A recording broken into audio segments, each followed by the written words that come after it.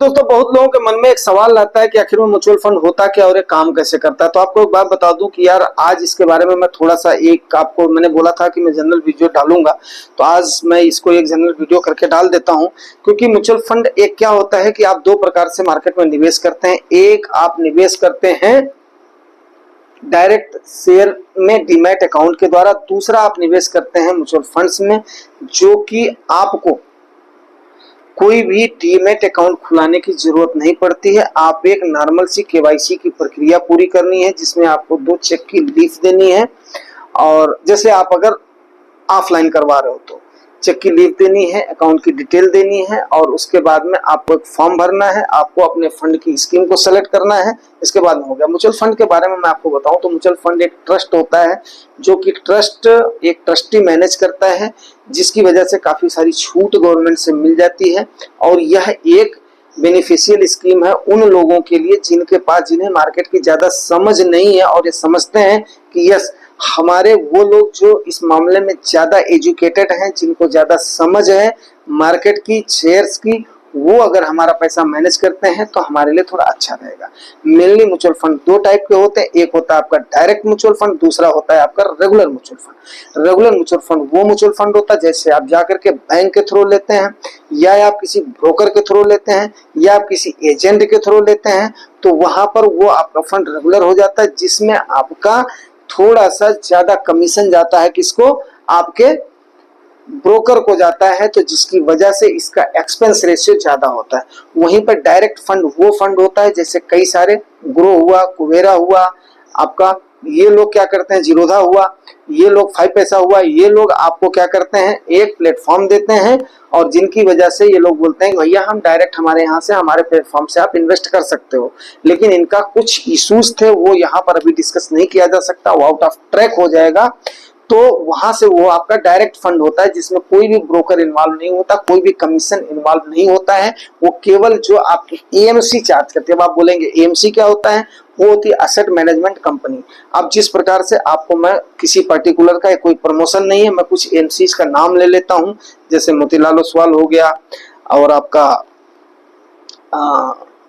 DSP हो गया, quant हो गया, एसबीआई हो गया, आईसीआईसीआई हो गया, एचडीएफसी हो गया, मिरई हो गया, एक्सिस हो गया, फिर आपका जो कोटक हो गया। तो इस प्रकार के बहुत सारे आपके क्या होते हैं, जितने भी बैंक हैं तकरीबन ये आपका कर रहे हैं, बाकी और भी अदर्स भी हैं। तो कई सारे आपके एएमसी जिनको बोला जाता है, एसेट मैनेजमेंट कंपनी बोला जाता है।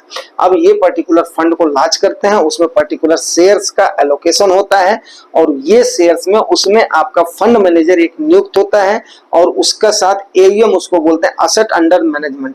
तो उसके अंडर में कितना एसेट है वो आपका क्या करते हैं, आपके एसेट को मैनेज करता है, उसको बोलते हैं। वो फंड मैनेजर के सूझबूझ के ऊपर। यहाँ पर एक चीज केवल होती है, शेयर्स में जो आप इक्विटी में शेयर्स से इन्वेस्ट कर रहे हो, उन शेयर्स की होल्डिंग आपके पास होती है। लेकिन म्यूचुअल फंड में इसकी होल्डिंग आपके पास नहीं होती है, इसके खरीदने और बेचने की पावर आपके फंड मैनेजर को होती है। वो एक कंसोलिडेट करके हर इंडाइसेस के फंड होते हैं, पहले इंडाइसेस को मैं अभी आगे बताऊंगा। तो वो क्या करता है, उसका उसमें वो जो है कंपनियों को छांटता है आपका फंड मैनेजर, उसमें परसेंटेज वाइज एलोकेट करता है, और उसका एवरेज निकाल करके वो आपको एनएवी अलॉट करता है। अब आप बोलेंगे एनएवी क्या होता है? उसको मैं बोलता हूँ नेवर अवेलेबल वैल्यू, लेकिन उसका एक्चुअल जो फुल फॉर्म होता है नेट एसेट वैल्यू होता है। ठीक है, नेवर अवेलेबल वैल्यू मैं इसलिए बोलता हूँ क्योंकि आज का एनएवी का रेट कुछ है, कल का कुछ होगा, परसों का कुछ होगा। कभी भी एक एनएवी का रेट 2 दिन सेम नहीं होता है। ठीक है दोस्तों, अब इसके बाद में आपके मेनली 3 टाइप के फंड हो जाते हैं। आपका देखो, एक तो आपका इंडेक्स फंड हो गया, जिसमें आप इंडेक्स फंड ले लिए तो आपने कंप्लीट इंडेक्स ले लिया, लार्ज कैप के जितने भी। अब लार्ज कैप क्या होता है आप बोलोगे, लार्ज कैप में 1 से लेकर के और 100 कंपनियां जितनी होती हैं उनको लार्ज कैप बोलते हैं।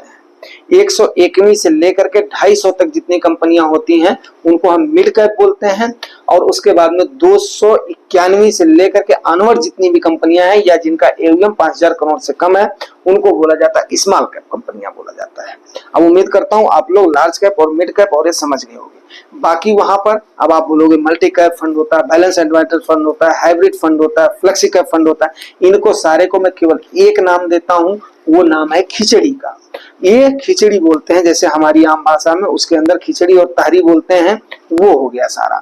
ठीक है, तो अब यहाँ पर आपका फंड मैनेजर, जैसे आपने अपना पर्टिकुलर फंड को छांट लिया है, उस फंड को छांटने के बाद में आप उसके बाद में उसको एलोकेट करते हैं कि भाई मेरे ये आप मेरा ये पैसा है, आप मेरे फलाने टाइप के फंड में इसको मैनेज करिए। उसमें आपके 3 टाइप के इन्वेस्टर होते हैं। कंजर्वेटिव इन्वेस्टर होते हैं जो बहुत कम रिस्क लेना चाहते हैं, मॉडरेट इन्वेस्टर होते हैं जो थोड़ा सा रिस्क लेना चाहते हैं, और एक अग्रेसिव इन्वेस्टर होते हैं जो ज्यादा रिस्क लेना चाहते हैं। अगर आप कंजर्वेटिव इन्वेस्टर हैं तो आप क्या करेंगे, अपने फंड को सोच समझ करके लार्ज कैप वगैरह में रखेंगे, ठीक है ना, ब्लू चिप कंपनियों में रखेंगे। अगर आप थोड़ा सा मॉडरेट हैं तो और थोड़ा सा आप हाई रिस्क लेकर के चलेंगे। आप बिल्कुल अग्रेसिव हैं तो आप मिड कैप और लार्ज कैप टाइप के फंड आप सेलेक्ट कर सकते हैं। तो इस प्रकार से आपका ये म्यूचुअल फंड का हमने क्या किया है, एक सॉल्यूशन में, एक ग्लैंस में आपको समझाने की कोशिश किया है। तो उम्मीद करता हूं दोस्तों आप इसको समझ गए होंगे, क्योंकि मैंने बोला था कि कल मैं एक जनरल वीडियो डालने की कोशिश करूंगा।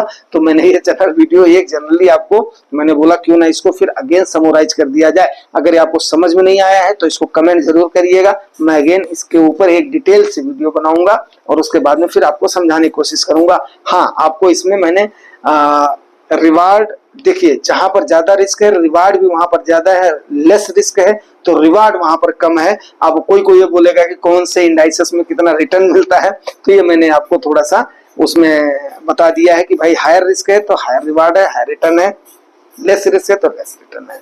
उम्मीद करता हूं दोस्तों जानकारी आपको अच्छी लगी होगी। अगर अच्छी लगी है तो रिवार्ड जरूर करना, और उसके बाद में फिर मिलते हैं 15 अगस्त को इंडिपेंडेंस डे के दिन। उस दिन आपको तगड़ा अपडेट देंगे, नहीं तो सारी आपकी जितनी जो है क्वेरीज हैं उनको फिर क्लियर करूंगा। और जितनी क्वेरीज हैं आप लोग डालिए, यस डेफिनेट है, मैं इसको कवर करूंगा, ठीक है ना। और बस दोस्तों अभी फिर क्लोज करता हूं। और अगर आपको जानकारी अच्छी लगी है तो यार रिवार्ड जरूर करना, रिवार्ड आपको पता है, लाइक से सब्सक्राइब। Thank you.